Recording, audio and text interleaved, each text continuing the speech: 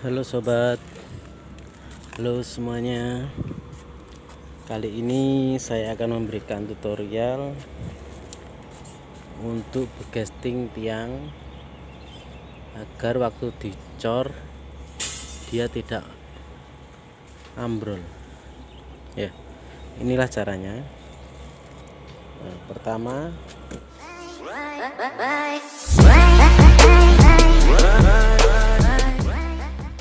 ini sama ini itu harus, kalau nggak pakai ini sama ini dijamin pasti akan ambrol. Nah, ini tingginya 2 meter 40.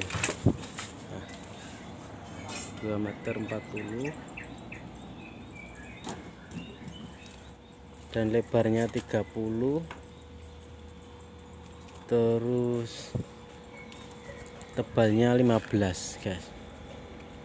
Ini kemarin cornya itu langsung penuh dan dia aman, dijamin aman pokoknya. Nanti saya kasih tahu caranya. Kemarin hujan guys, nggak bisa video guys. Oke guys, simak terus video dari saya. Jangan lupa like, share, komen, dan subscribe guys.